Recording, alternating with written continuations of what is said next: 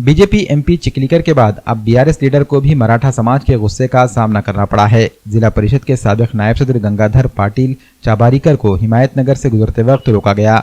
कुछ नौजवान लाठियों से कार पर हमला करने की कोशिश कर रहे थे, लेकिन समाज के कुछ लोगों ने इन्हें समझाया कि गांव में किसी भी लीडर की आमद पर पाबंदी है।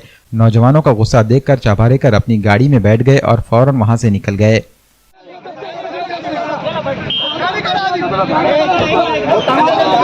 हमारे जरूरत